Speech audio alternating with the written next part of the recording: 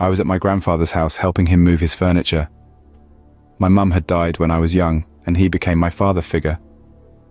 I had a serious car accident and have been staying with him ever since. I didn't stay in the hospital. I came to my granddad's, and he helped care for me until I got healthy, so I would help him any way that I could, especially when moving heavy objects. I was in the attic when I turned around to grab something and accidentally knocked over a big box. It was filled with VHS tapes, dating as far back as 1990. There were no titles on them, just the year. There was an old TV in the attic as well, because we used to watch films up there. So I decided to play the oldest tape I could find. I expected to see home videos, scenery, happy memories, anything other than this. The video begins with a woman being filmed while enjoying a cup of coffee at a cafe. She's reading a book. The camera zoomed in on her hair, which was glowing under the light, fixed.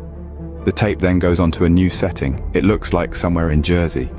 The video shows the back of that same woman from the cafe walking down the street, unaware that there's a person stalking and filming her from behind.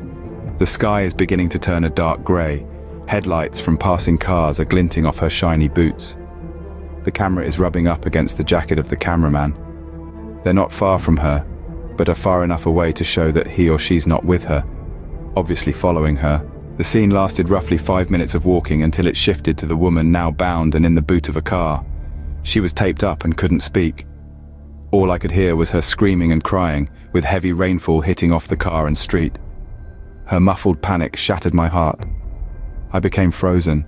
My eyes were wider than they've ever been. Any moment the film could switch to something so much more sickening, so awful, so life-changing, and all I could do was watch in horror. I saw a hand wearing black gloves sprout from behind the camera, slam the car boot closed. It is now obviously nighttime, and trapping her inside. The next scene is the woman, now bloody and beaten, tied to a chair. The location looks to be a warehouse of some sort. The only light was coming from a single bulb above the woman, pools of crimson red blood at her feet. The camera is steadily held. It seems to be propped up by a stand. I can hear her moaning in pain underneath the tape over her mouth. I can also hear someone adjusting their stance. I could hear clambering of metal, like tools being unpacked from a bag. My stomach fully turned. The stalker then walks into frame, only his back is visible. His head was completely covered with a balaclava. He held in his right hand a blade. My heart completely stopped. The psycho held her head up, which was drooping, facing her face upward, and slowly sliced her throat from one ear all the way to the other. She wriggled and gargled in a desperate attempt to survive. I had never seen that much blood in my life.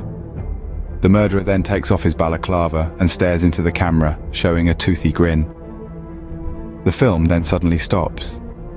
My blood slowed into nothing, completely discoloring my body into an almost green-like white. My grandfather was watching me. He tried to console me from across the room. He was shaking, struggling to form words whilst a river of tears streamed down his face.